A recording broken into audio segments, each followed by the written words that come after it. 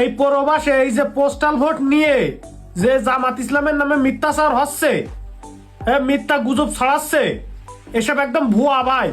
এই ভাইটা, এই প্রবাসী ভাইটা কি বলে শোনেন মনোযোগ দিয়ে, তারপর বুঝতে পারবেন। আচ্ছা, এই বিষয়টা নিয়ে কেউ কোনো কথা বলতেছে না, কিন্তু তারপর আমার মনে হলো একটু বলা উচিত, কারণ এই মূর্খ চোদাগুলার তো জ্ঞান দেওয়া লাভ নাই, এটা কথা কয়েও লাভ নাই, এটি বুঝবো না, তারপরও কইতেছি।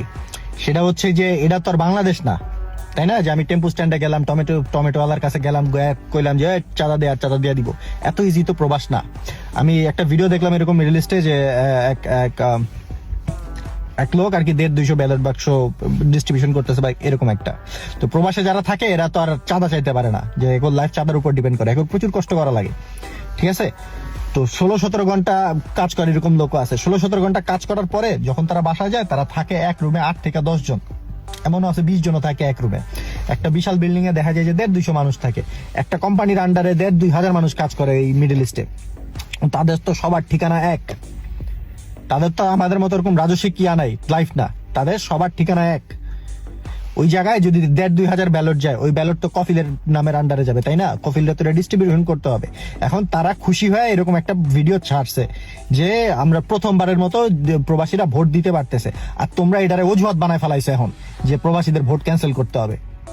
ঠিক আছে, কত বড় মাদারচোদ লেভেলের রাজনৈতিক কর্মী তোমরা, চিন্তা করো, যাদের একমাত্র যোগ্যতা হচ্ছে চাঁদাবাজি করা। এই গেল আরেকটা হচ্ছে কি আন্দোলনের কারণ সাকসু, ওই যে শাহজালাল ইউনিভার্সিটিতে ভোট করা যাবে না। কে? তোমরা সিট পাও না একটাও, তোমাকে মানুষে ভোট দেয় না, এই কারণে ভোট বন্ধ হয়ে থাকবো। মারানির পোলাগুলা জানি কহানকার। আর দ্বৈত নাগরিকত্বের বিষয়ে এগুলার এই করা যাবে না কেন? এটা বাংলাদেশের আইন না, যেখানে যাদের ডাবল সিটিজেনশিপ আছে তারা নির্বাচন করতে পারবে না,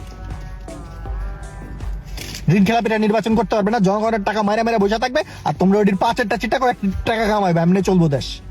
ওই আশায় বসে আসছো না, আর আমরা এটি বয়ে এটা মাইনা লবো। আনকির পোদাগুলা জানি কহানকার। আগে স্কুলে যায় না, শিখ, লেখাপড়া শিখ, আগে পরে রাজনীতি করতে আসিস। দেখছেন, বুঝতে পারছেন? গুজব ছড়ানোর জন্য একটা দল জামাতের পিছনে অলরেডি মানে সবসময় লেগেই থাকে, সবসময় লেগেই থাকে।